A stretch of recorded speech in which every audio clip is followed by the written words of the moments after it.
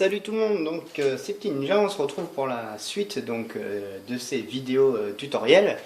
Et donc dans la précédente on avait vu comment dégrapper les pièces et les poncer pour qu'elles soient nickel avant de les apprêter. Donc suite logique, nous allons les apprêter. Donc là j'en ai gardé une en exemple sous la main donc pour vous montrer que en fait tout simplement je la fixe avec un peu de pâte à fixe sur une baguette. Voilà.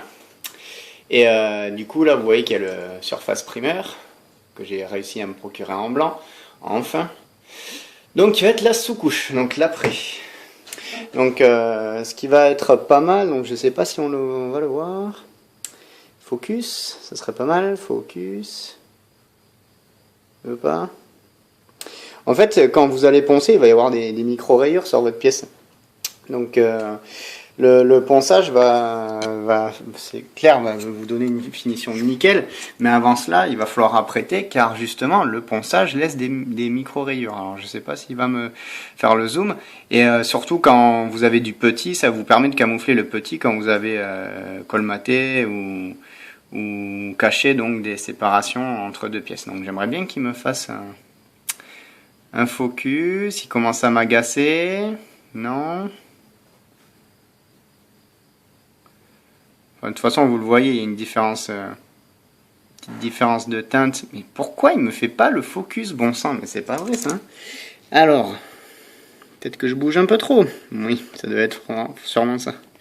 Donc là, vous voyez que c'est lisse à cet endroit-là. Et là, c'est plus la même couleur, c'est moins lisse. J'aurais bien voulu vous le montrer un peu mieux. Non, il va pas vouloir. Non. Il veut pas. Bon, il veut pas. Là, voilà, là on voit un peu quand même que c'est rayé par rapport à là où c'est bien lisse et j'ai pas travaillé la pièce. Et là où j'ai ces deux parties-là où j'ai poncé, vous voyez que c'est un peu plus clair et que c'est rayé. Donc le surface primer, pardon, donc la sous-couche, l'après, va gommer un peu tous ces défauts et vous faire apparaître ceux que vous avez laissés. Voilà, ça permet à ça aussi, et à préparer donc à la peinture. Voilà. Donc on secoue bien. Donc, moi je l'ai fait juste avant, donc voilà, c'est juste pour l'exemple. On va aller sur mon balcon, je vous préviens, il y a un peu de bruit, il fait beau, donc les gens sont dehors, donc ne vous inquiétez pas si on entend du bruit. Et je vais vous montrer comment apprêter une pièce de façon à ce qu'elle soit correctement apprêtée de manière homogène et uniforme. Donc là, on va apprêter la pièce, donc toujours on commence d'un côté vers l'autre, et jamais on pulvérise directement dessus et par petits à-coups, hein, sinon ça va baver, ça va être dégueulasse. Donc on fait un petit coup, et hop, voilà comment on procède. Toujours des petites pulvérisations, et on commence toujours à l'extérieur de la pièce, sinon on risque de faire des traces, il y a un peu de vent, des petites traces et des petites bulles sur notre pièce. Donc faut pas oublier que ça c'est de l'après, hein. Donc c'est de la sous-couche, il n'y a pas besoin d'en mettre des tonnes. Il faut quand même que ça recouvre un peu. Je suis un petit peu trop près. Pensez à être assez éloigné de votre pièce, sinon c'est pareil, si vous êtes trop près de la pièce, ça va baver, ça va être pas beau.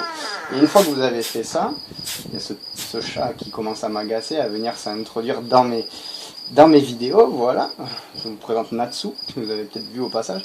Donc une fois que c'est uniforme et bien homogène, ben vous prenez votre pièce, et vous la mettez, hop là, vous la mettez à sécher.